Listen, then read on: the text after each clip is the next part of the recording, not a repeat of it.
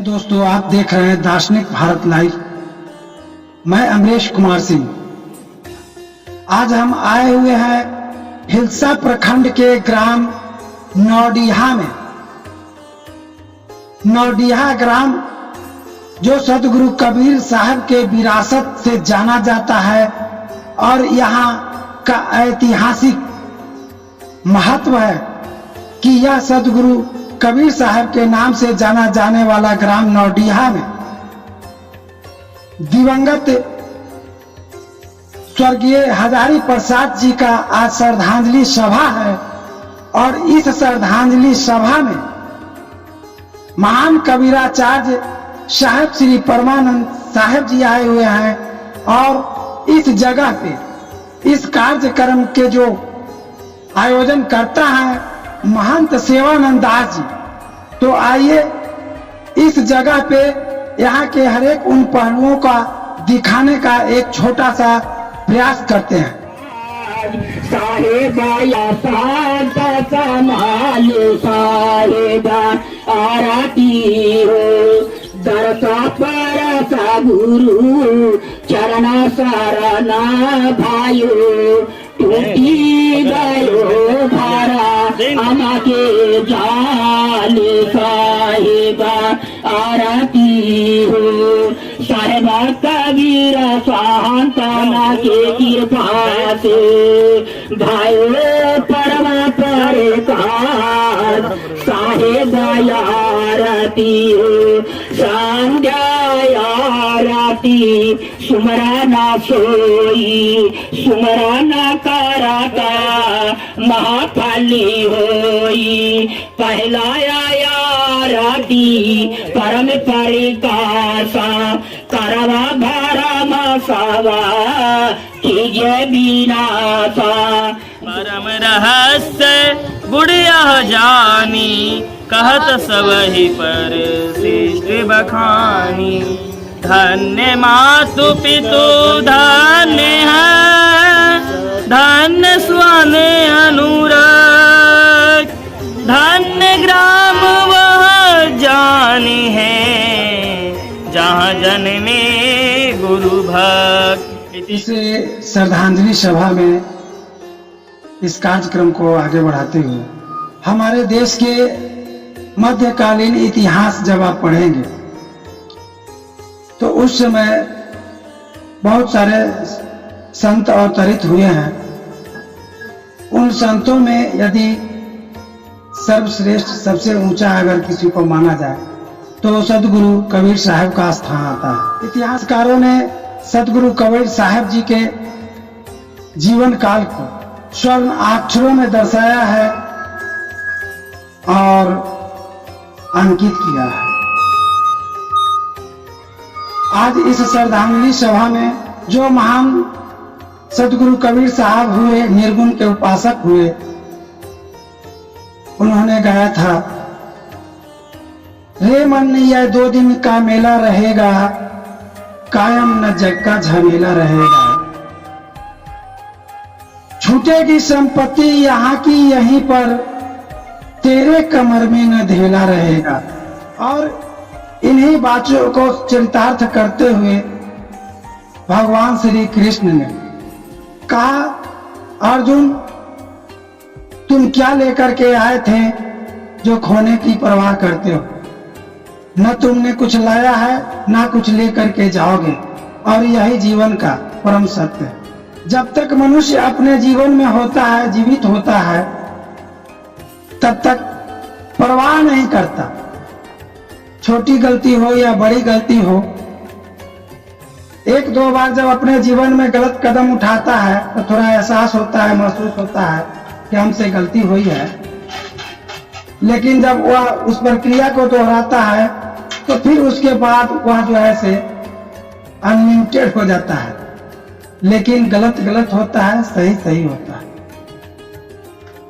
तो हमारे देश के दार्शनिक संत महात्माओं ने जो हमें ज्ञान दिया, वेद और उपनिषद रूपी ज्ञान दिया, वही ज्ञान सत्य है और परम सत्य। इन बातों को आगे न बढ़ाते हुए एक हम लोगों के बीच छोटा प्यारा सा बच्चा अनीश कुमार में अपने बात को रखेंगे। आदरणीय आचार्य मान स्वामी परमानंद साहब एवं सभी उपस्थित संत महंतों को साहेबंदी करता हूँ।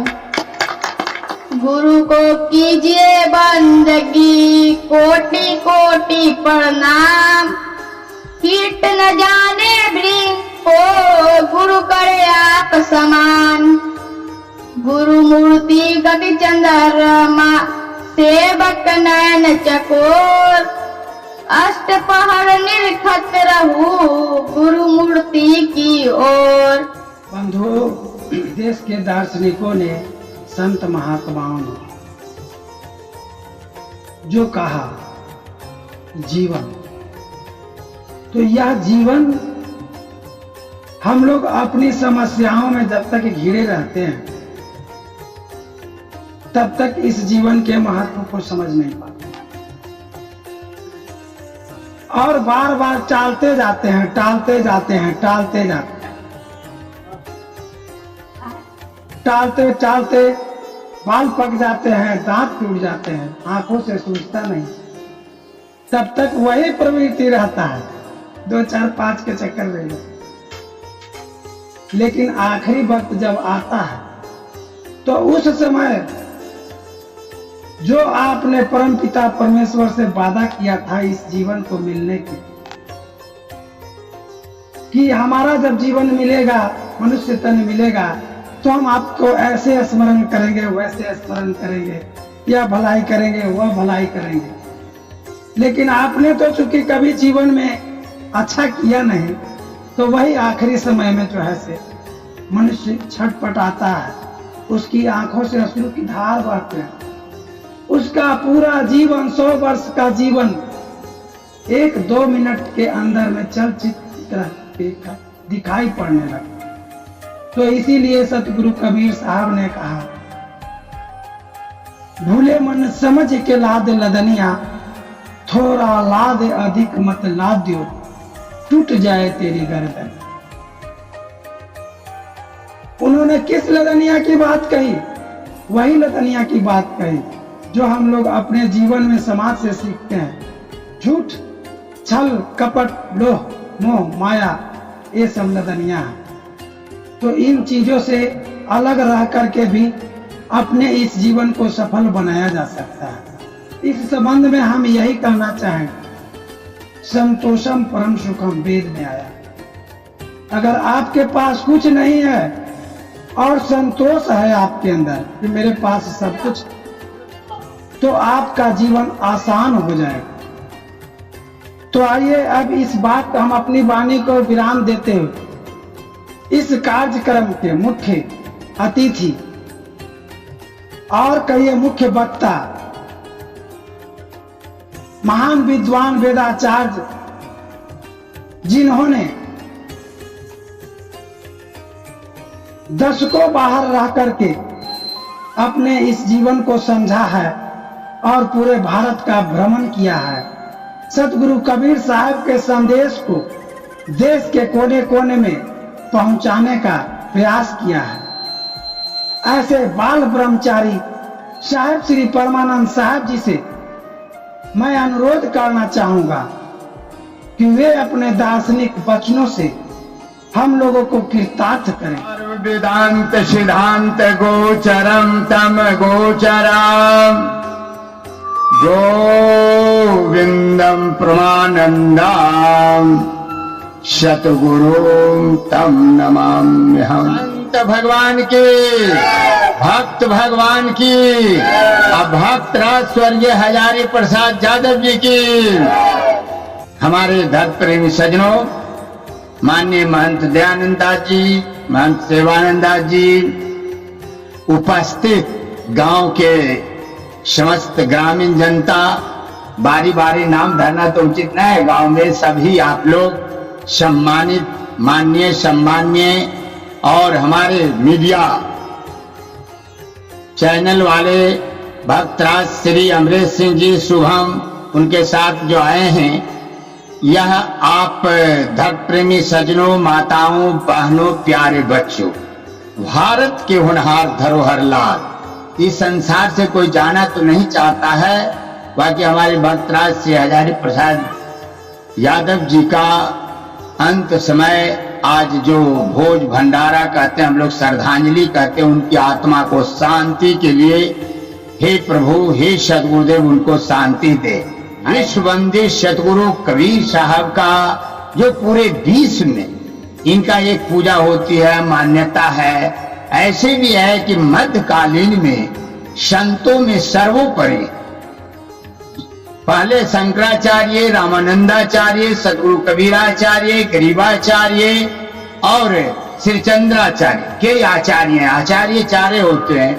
तो शंकराचार्य के बाद रामानंदाचार्य ऐसे हुए कि स्वामी रामानंद जी सभी संतों के लेकर चलते थे, उनमें कोई जाति पाति नहीं। जैसे सतगुरु कबीर साहब, रविदास जी, रैदास जी, श्री चंद्र जी, नानक जी, सबको मैंने शिष्य के रूप में स्वीकार किए। एक मलुकदास जी हैं, मलुकदास जी, नाभा जी, ऐसे दर्जनों हम कह सकते हैं। तो उनका कुछ साहित्य भी हम लाए। अब है कि आज आध्यात्मिक बात होना चाहिए, क्योंकि विज्ञान का जमाना है। जिस समय आडंबरवाद था, पाखंडवाद था, आज से कुछ दिन पहले कोई आदमी के कह देता था कि इसको मान तो मान लेता था।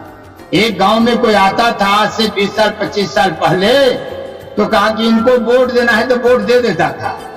बाकी बैकवर्ड के 3 नेता हुए, राम लखन आओ, लालू यादव और नीतीश जी भी बैकवर्ड हैं। बाकी ऐसे बने कि सारे समाज को लाइन पर लाए। हम अंतिम में थोड़ा कहेंगे राजनीतिक के बारे में, बाकी चलो याद आ गया तो पहले ही कह देते हैं। ये महागठबंधन का अवर चल रहा पूरे देश में। एकक वोट जो 2024 में आने वाला चुनाव है, उसमें महागठबंधन को दीजिएगा, जिससे कि लालू जी आशीर्वाद दे दिए हैं किनको, नीतीश जी को, कि आप प्रधानमंत्री बनिए। हम लोग साधु संत भी 2 भाग में है, कुछ भाजपा में है, कुछ महागठबंधन, तो हम लोग इसको दे रहे हैं कि भाई सब इसी को। एक दूसरा, ये पहले अब सतगुरु कबीर साहब के दर्शन शास्त्रों पर कि यहाँ कोई रहने नहीं आया है, सबको एक दिन जाना। हजारी प्रसाद जी नहीं गए। अब देखिए इन लोग हैं, देखिए फतवा के रहने वाले क्या कहेंगे कि आदमी इतना पिछड़ा हुआ है कि उनका एक बढ़िया से फोटो नहीं बना सका। उनमें के को तो जीवित खड़े हैं, श्रद्धांजलि तो उनका है, उनको राज होगा। और जो खड़ा है जो उनको ही नहीं लगा, वो बेचारा खड़ा रहता सोचता हमको फोटो खिंचा जाए। तो अभी बहुत कमी है, बहुत पिछड़ा हुआ दुनिया है। यही आप फतवा और आसपास में शहर के पाएंगे उसकी माता पिता को कैसे सजाते हैं कि आप विश्व वंदे सतगुरु कबीर साहब ने कहा, हम नहीं कहा, मैं तो उसको दोहरा रहा हूं अध्ययन के बल पर। उन्होंने क्या कहा कि आया है सो जाएगा, राजा रंग फकीर एक सिंहासन चढ़ चले तो एक बंधे जात चलिए। एक भजन में उन्होंने पूरा वो रामायण और भागवत को बांधे हैं। क्या कहते हैं, एक दिन जाना होगा जरूर, एक दिन जाना होगा जरूर, लक्ष्मण राम अमर जो होते रहते हाल हजूर, कठिन काल ने उन्हों खाया हो गए चकना चूर, एक दिन जाना होगा जरूर, एक दिन जाना होगा जरूर। देखिए राम कृष्ण बुद्ध महावीर कपिल कबीर, जैसे ब्रह्मा विष्णु महेश राम कृष्ण बुद्ध कपिल और कबीर, यह आचार्य परमानंद दास बोल रहा है भी एक दिन जाना है। जो जन्मा है तो मरेगा, अब मरा है वो जन्मे। तो ऐसे यहाँ स्पष्ट अब पढ़ा, ये क्या करें, एक दिन जाना हो, लक्ष्मण राम या मर जो होते तो रहते हाल है। वैसे राम जो एक बाण में बाली को मारा, एक बाण में रावण जैसे को गिरा दिया, उनको भी पार्थिव शरीर चला ना, क्या त्रेता में आए, आज तो है नहीं। जो जब चले गए और लक्ष्मण जिसके जब बाण लगा था तो वहां रो रहे थे, भगवान राम क्या रो रहे थे, सुत वित नारी भवन परिवारा, अहो ही जाहि जग बारंबारा, अस विचारी जिए जागहु ताता, अजगत न मिलहि सहोदर भ्राता। यहाँ व्याकरण की दृष्टि से गलत है। व्याकरण कहता है सहोदर सहोदर, एक ओद्र से जन्मता उसको सहोदर कहते हैं। बाकी भगवान राम कह रहे हैं कि सुतवित नारी भवन परिवारा, बेटा पुत्र धन मकान मिल जाएगा, क्योंकि आज भी लोग मर जाते हैं शादी हो जाती है। बाकी जगत न मिलहि सहोदर भ्राता। हालांकि यहाँ माँ अलग अलग है, पिता एक है। बाकी यहाँ भगवान राम का दर्द है, कष्ट है कि जैसे सहोदर भ्राए। आप विचार कीजिए, वनवास हुआ था भगवान राम का, केवल भगवान राम का हुआ था। बाकी सीता जी कही कि अब जब हमारे पति ही आ नहीं रहे तो हम क्यों सास से आज्ञा ली। तो सब बात उधर कहेंगे रामायण तो लंबा, हम संक्षेप में बता रहे हैं। उन्होंने आज्ञा लिया कि जैसे मैं पति के साथ रहना कहीं ठीक है, उसी तरह भगवान जब जा रहे हैं तो लक्ष्मण जी भी मां से जा रहे। एक चौपाई उठ नहीं रहा है, बहुत अच्छा आया था, मैंने न तुरजाई बांझ भी आई। ये चौपाई का अर्थ होता है कि जो भगवान का भक्त नहीं है तो समझो कि बंझा पुत्र है। पुत्र तो दिया, बाकी माता पिता का भी सेवा न करे, भगवान का भक्त न हो। जो माता पिता का सेवा न करो, भगवान का क्या भक्त होगा। तो ऐसे कहते हैं जैसे सहोदर कष्ट दुख में साथ होता है, उस तरह राम कह रहे हैं कि कौन दिया साथ? लक्ष्मण। अब यदि कहते हैं कि हम तो स्त्री के लिए अब कष्ट यह है कि इसलिए दोहरा रहे हैं कि क्या लोग कहेगा, तो क्या कहना है कि उनको कहना है कि दर्द है दुख के साथ। जैसे हम क्या कहेंगे, क्या मुंह दिखाएगा अयोध्या में कि स्त्री के चलते भाई चलाए, इसलिए उन्हें कैसा बंधना करना है। कह रहे हैं कि जगत न मोले सहोदर भ्राता। तब जब उन्होंने कष्ट को देखते हुए ये बात को दोहराया, जैसे हम थोड़ा संक्षेप में कहा कि घटाए कि आज मान लिया हमारे 1000 चले गए, अभी भाई तो 3 बच गए, थोड़े मिलने वाले हैं। अब इनके प्रति श्रद्धा प्रेम भक्ति जो प्रार्थना करें वही मिलेगा, क्योंकि उसको हम फिर घटाते हैं तो आगे लंबा प्रक्रिया होगा। इस भजन को पूरा करना आगे आता है। इसलिए आदमी यदि कोई कर्म किया है, चाहे साधु हो चाहे बाबू, तो उसके कर्म की पूजा होती। भगवान कृष्ण क्या कहे? कर्मण्यवाधिकारस्ते मा फलेषु कदाचन। कर्म करने की अपेक्षा, कर्म न करने की अपेक्षा कर्म करना श्रेष्ठ है। हमको फल की इच्छा नहीं रखना है, हमको क्या करना है? कर्म करें, कर्म करते जाएं, तभी हम आगे हो जाए। अब बात आ गई थोड़ा आकाश वाली, अंतिम जो पंक्ति है हम इसमें पूरा नहीं किए। पानी पवन आकाशो जई है चंदा सूट, कहें कबीर भजन करियो ठारे काल। इसी को मैं जोड़ा था बीच कि माता पिता गृहस्थ के लिए माता पिता से बड़ा कोई देवता होगा? राजन गोड़वादी सेवा इधरों की और साधुओं के, इधर उप मुखिया बैठल है। आप माता पिता से बढ़ के कोई ये इधर मैंने गृहस्थ के लिए, साधु के लिए गुरु से बढ़ के कोई है जो सारा उत्तराधिकारी बढ़ा दे, ले भाई तो ही करो। इस बोलता नहीं है, अरे इधर हुआ नहीं तो बात समझना है कि नहीं। तो यही दो है भाई। अब इसको नहीं समझे, इस पर विचार न करे तो अपना अपना कष्ट लेना। हमारे आंखों देखी ब्रह्मनमा को कहीं कबीर साहब गए, तुम कहते हो कागज लेखी, अब मैं कहता हूं आंखन देखी। मैं आंखों से देखकर कह रहा हूं। एक जग की झगड़ा है, 70-100 बीघा जमीन थी। गुरु चेला, गुरु जी स्वर्गवास हो गए, दोनों गुरु भाई रह गया। गांव वाला थोड़ा लड़ाया, इसको कहा, इतना मार हुई हमको जमीनों बर्बाद हो गया, दोनों को माथा फटा, केस मुकदमा, कोई मरा कोई हरा। उत्तरी बिहार की बात बताओ, जमीन ध्वस्त हो गया। आज यदि दोनों मिल कर आता तो बोलिए 2 चक्का का कि 4 चक्का से चलता, 100 बीघा तो माने रखता है। तो यही सब बात है, चाहे साधु हो चाहे बाबू हो, विचार करने की जरूर, मनन करने की जरूरी है। तो यहाँ तक वो मैं इस तरह एक शब्द है, लगता है उधर हम समाप्त कर रहे, लेट भी हो रहा होगा, देख पूछ लीजिए लेट ना हो रहा। हाँ तो हो गया। अब कहना है आ रहा है बार बार का नहीं। अब यहाँ जो माता पिता के बारे में हमें तो वेद से आपको बताया, इधर से कहता है शब्द आपका रामायण कह रहा है, प्रातः काल उठके रघुनाथा, मात पिता गुरु ना महिमा था, कि उठ के पहले प्रणाम करो, हमने बनाया। मात पिता ने जन्म दिया है, पाल पोस कर बड़ा किया है, धर्म है उनकी सेवा करना, असुबह शाम नित शीस नवाना। मात पिता सम और न देव, धारण करो चरित्र महान।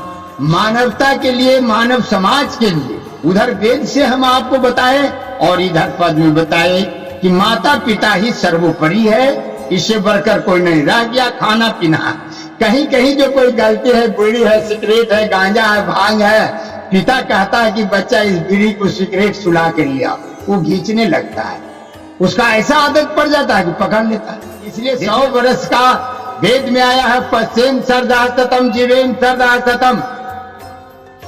कलयुग में 100 वर्ष जीने की बात आई है। अयल बल इतना न खा लें कि आयु के खटा दे। शाकाहारी व्यक्ति थोड़ा कष्ट, थोड़ा रोग हो सकता है, कुछ कमी आ सकता है, बाकी दीर्घायु। मांसाहारी व्यक्ति के कुछ कह देता है डॉक्टर, ही खाओ खाओ दवा देता है, रोग दबेगा, बाकी आदमी कम दिन जीता है।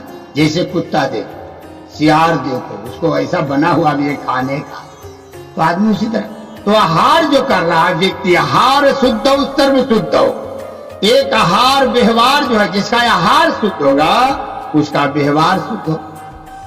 वही व्यक्ति सिद्धांतवादी, जिसको कहते हैं सिद्ध अंतः यस्य स सिद्धांतः। सिद्धांतवादी उसे कहते हैं जिसका आहार ठीक होगा, व्यवहार ठीक होगा। तो सबके लिए मंगलमय कामना, शुभ कामना।